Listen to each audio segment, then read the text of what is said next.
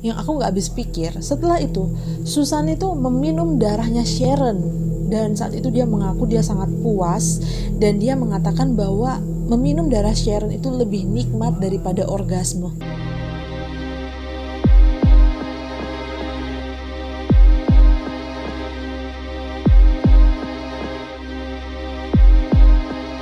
Hai friends, aku Dian, selamat datang di episode #EverHappen. Dan di awal video ini, aku mau ngasih tahu sama kalian yang mungkin saat ini punya adik-adik yang lagi bersekolah, atau justru kalian sendiri adalah anak sekolahan yang masih duduk di bangku SD, SMP, atau SMA, yang kalian itu di masa pandemi COVID ini merasa kesulitan untuk belajar, apalagi dengan cara daring. Dan ditambah lagi dengan tugas-tugas dari sekolah yang semakin banyak, membuat kalian itu makin pusing dan dijejali dengan banyak tugas. Tapi semakin banyak tugas, justru kalian semakin tambah nggak mengerti. Nah, kalau kalian memang butuh bimbingan belajar private di rumah, aku punya solusinya nih. Ada Dianoia Course yang siap untuk membantu kalian, membimbing kalian untuk belajar di rumah, supaya kalian bisa lebih mengerti dan memahami pelajaran yang diberikan oleh sekolah. Di khusus Dianoia Course, kalian akan menjumpai tentor-tentor yang menarik, yang cara mengajarnya tidak monoton, dan yang terlebih utama adalah kalian bisa menerapkan pembelajaran yang sehat, karena pembelajarannya tentu tidak rame-rame, karena private di rumah kan. Jadi tunggu apa lagi kalau kalian memang lagi berkomitmen untuk memperbaiki nilai semester ini, untuk ingin lebih paham dengan pelajaran di semester ini, ayo segera hubungi Dianoia Course di nomor yang tertera di bawah. Kelihatan kan? Oke. Nah, kalian hubungi aja di situ. Di situ ada bagian informasi kalau mau tanya-tanya dan juga bagian pendaftaran. Di awal video ini aku mau ngasih tahu sama kalian bahwa kayaknya video ini bakal panjang. Jadi kalau ada dari kalian yang mau ke kamar mandi, silakan kamar mandi. Ada yang mau ambil snack, ada yang mau ambil minum, silakan ambil dulu dan kemudian bawa. Dan setelah itu baru pantengin cerita ini. Oke, aku nggak sabar untuk menceritakan cerita kali ini sama kalian, karena cerita kali ini tuh bener-bener serem, sangat grafik, dan memuat konten-konten yang sadis. Jadi kalau kalian itu adalah anak di bawah umur 18 tahun, mending kalian skip video ini dan beralih mencari video lain ya, karena aku nggak menyarankan video ini untuk kalian. Di cerita ini kita bakal menjumpai banyak hal-hal yang sadis. Ya, walaupun memang aku akan blur beberapa gambar, tapi kalau kalian bisa membayangkan cerita ini, kalian akan menjumpai suatu kengerian di mana kalau kalian sendiri mengalami hal ini. Jadi aku nggak tanggung kalau kalian itu mimpi buruk malam ini. Tapi buat kalian yang ada di atas umur 18 tahun, kalau kalian juga memiliki fobia, penakut, mending skip video ini. Tapi kalau kalian itu cukup berani, yuk sama-sama ikuti ceritaku sampai akhir. Did you ever heard about this story? It's real because it's ever happened. Bayangkan ketika kamu mendengarkan cerita ini, aku nggak tahu kamu mendengarkannya siang hari atau malam hari. Tapi yang jelas saat ini, ketika kamu lagi mendengarkan cerita ini bareng aku, tiba-tiba ada sekelompok orang asing yang memanjat pagar rumahmu. Mereka mengendap-endap masuk ke dalam rumahmu, dan tiba-tiba mereka muncul dengan pisau di tangan mereka, dan mereka mulai menusukkan pisau itu ke arahmu berkali-kali. Inilah yang terjadi kepada Sharon Tate di kediamannya di 10050 Cielo Drive, Los Angeles, California. Dia saat itu mengundang beberapa teman dan koleganya untuk mengadakan suatu acara pertemuan atau pesta kecil-kecilan. Di antaranya yang dia undang adalah Jay Sebring. Dia adalah seorang MUA terkenal di Hollywood kala itu, dan ada Wojtek Frykowski yang merupakan penulis naskah terkenal. Dan dia di situ membawa pacarnya, yaitu Abigail Folger, yang merupakan anak pewaris dari Peter Folger, di mana Peter Folger itu adalah pemilik perusahaan kopi Folger yang sangat terkenal. Sharon Tate sendiri sebenarnya sudah menikah sejak 1 tahun yang lalu. Ia menikahi sutradara Hollywood terkenal, yaitu Roman Polanski, yang kebetulan malam itu tidak hadir bersama-sama dengan mereka di rumah karena dia harus ada urusan pembuatan film di Eropa. Saat itu keadaan Sharon sedang hamil besar selama 8,5 bulan dan sedikit lagi dia akan melahirkan.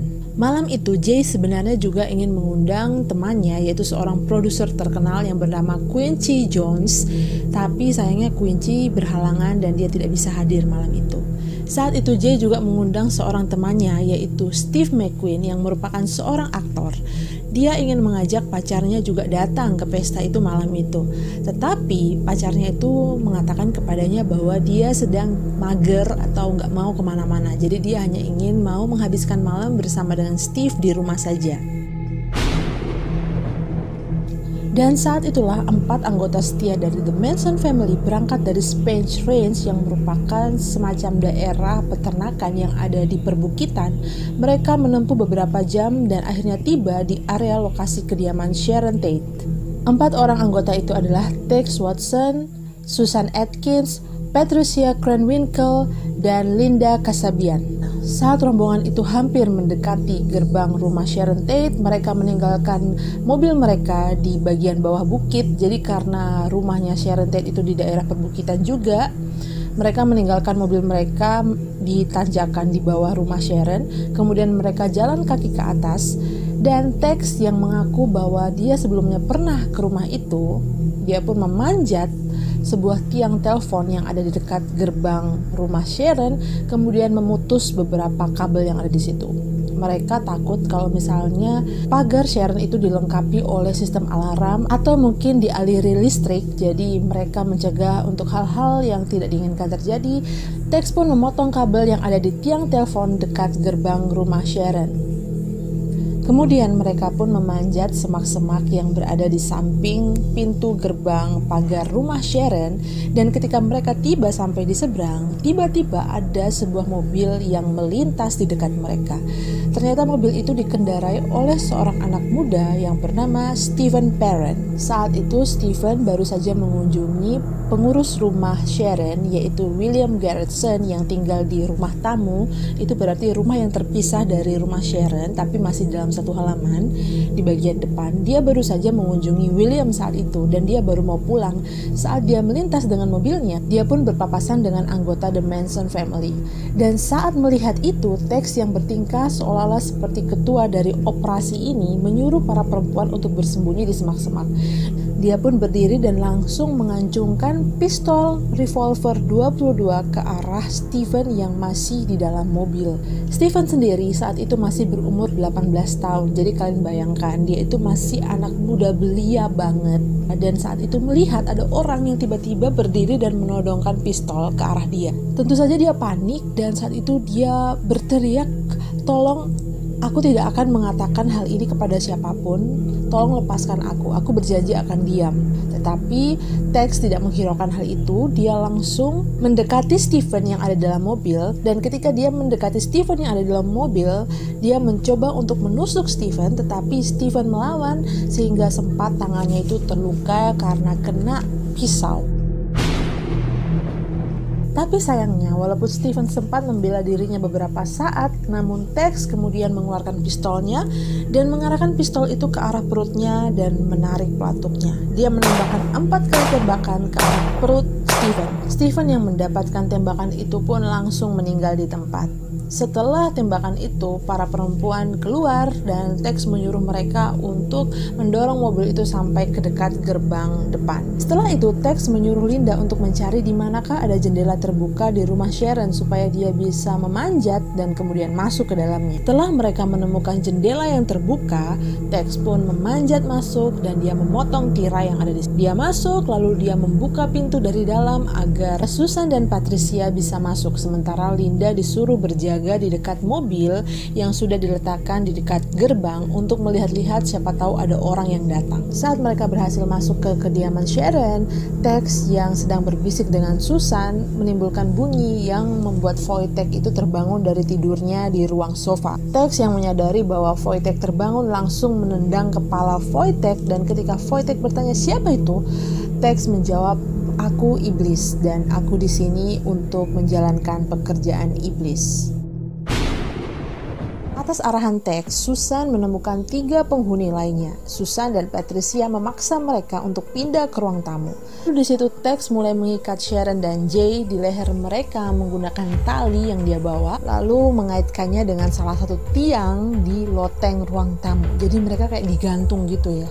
Jay itu selalu protes atas perlakuan kasar mereka itu kepada orang yang sedang hamil, yaitu Sharon. Lalu ketika ia protes lagi yang kedua kalinya, Tex langsung tidak segan-segan menembakkan pistol kepada Jay. Setelah Tex menembak Jay, Tex menusuk Jay, padahal saat itu Jay sedang kesakitan karena ditembak, tapi dia tidak peduli, dia tetap menusuknya sampai 7 kali. Sementara Wojtek yang saat itu diikat tangannya dengan handuk sempat melepaskan dirinya. Dia mulai bergulat dengan Susan ya, kayak di film-film itu, bergulat sama penjahatnya, dan Wojtek itu sempat menendang Susan dengan kakinya, tapi sayangnya Susan langsung menusukkan pisau ke kaki Wojtek, sehingga itu membuat Wojtek itu hanya bisa merangkak dan gak bisa lari. Dia mencoba untuk merangkak ke pintu keluar, namun tiba-tiba Tex muncul dan memukul kepala Wojtek berkali-kali menggunakan pistol, dan setelah itu dia menusuknya berkali-kali lalu menembaknya 2 kali. Kejam banget ya. Yang kalian dengarkan itu seperti kayak cuplikan di film-film fiktif, tapi bedanya ini tidaklah fiktif, ini tuh fakta. Dan kayaknya kalau nonton itu aku masih bisa mensugesti diriku bahwa it's not real, it's not real, it's not real. Jadi aku masih bisa berani untuk menonton film itu, tapi kejadian ini tuh benar-benar real terjadi. Oke, kita lanjut. Sementara Linda yang kita ketahui tadi disuruh menunggu di luar dekat mobil, ketika dia mendengar suara-suara mengerikan tadi itu, suara-suara dari korban, suara jeritan, dia pun mulai berlari untuk menghampiri teman-temannya. Dia mulai berbohong sama mereka supaya ini semua berhenti gitu. Jadi dia mulai berbohong bilang bahwa cepat-cepat ada orang yang datang, ada orang yang datang. Tapi sayangnya apa yang dikatakan Linda itu tidak dihiraukan oleh Tex, Susan, dan Patricia. Mereka tetap membantai korban-korban itu. Sementara itu di dalam rumah kita masih punya tadi ya pacar dari Wojtek, yaitu Abigail. Dia sempat bisa melepaskan diri dari Patricia dan keluar lewat pintu kamar tidur ke kolam renang. Jadi wah, bener-bener scene-nya tuh kayak film-film itu. Oke, jadi di sini ada 2 orang yang sempat bisa melepaskan diri walau ya seperti itulah. Oke, kita lanjutkan gimana nasibnya Abigail. Setelah dia lari dari pintu kamar ke kolam renang, Abigail tuh dikejar oleh Patricia sampai dia tuh jatuh di pekarangan depan ya. Aduh, bener-bener ya. Jadi scene film yang waktu kamu dikejar-kejar terus kamu tersandung jatuh itu tuh kayaknya bener-bener ada ya. Karena Abigail tuh ketika dia lari dia terjatuh. Aduh, sayang banget kenapa dia harus terjatuh ya. Dan saat dia terjatuh, Patricia langsung menangkapnya, menusuknya, lalu menjatuhkannya. Abigail dibunuh oleh Tex yang saat itu langsung datang dan menusuk dia sebanyak 28 kali. Namun Abigail setelah ditusuk 28 kali dia itu masih bisa bergerak dan masih belum mati. Dia masih bisa merangkak pelan-pelan, merangkak tertatih-tatih, dan kemudian Tex yang sama sekali tidak punya peri kemanusiaan itu langsung menusuknya lagi sebanyak 51 kali. Sadis banget ya teman-teman. Sementara kita nggak tahu gimana nasibnya Sharon. Nah, Sharon yang masih di dalam rumah saat itu, dia memohon-mohon sama mereka supaya membiarkan dia hidup. Terutama dia saat itu sedang mengandung bayi, supaya bayinya itu bisa tetap hidup begitu. Dia meminta sama mereka, tolong kasihanilah bayi dalam kandunganku ini, kayak gitu kan. Tetapi saat itu tidak diketahui Tex atau Susan atau bahkan kedua-duanya yang kemudian akhirnya menusuk Sharon sebanyak 16 kali. Ketika nanti di pengadilan, Tex itu memberikan kesaksian bahwa ketika Sharon ditusuk, Sharon tuh sempat menjerit dan berteriak, "Ibu, ibu," kayak gitu. Jadi kayak "Mom, mom," kayak gitu ya waktu dia lagi sekarat itu. Bahkan yang aku gak habis pikir, setelah itu Susan itu meminum darahnya Sharon, dan saat itu dia mengaku dia sangat puas dan dia mengatakan bahwa meminum darah Sharon itu lebih nikmat daripada orgasme. Walaupun akhirnya di persidangan Susan itu membantah hal ini. Dia membantah bahwa dia tidak meminum darah Sharon saat itu. Tadinya sebelum The Manson family itu berangkat ke rumahnya Sharon, Charles yang adalah ketua dari sekte ini itu memberi pesan kepada para perempuan. Dia bilang bahwa kalian jangan lupa ya, selesai kalian melakukan tindakan kalian, kalian harus meninggalkan tanda penyihir di TKP. Apa itu tanda penyihir? Well, I don't know. Mungkin ya tanda yang bisa memperlihatkan bahwa ini kami loh, ini kami yang melakukannya. Jadi kalian harus waspada. Dan benarlah, jadi saat itu mereka meninggalkan tanda berupa tulisan PIK atau ya itulah ya PIK di depan pintu rumah Sharon.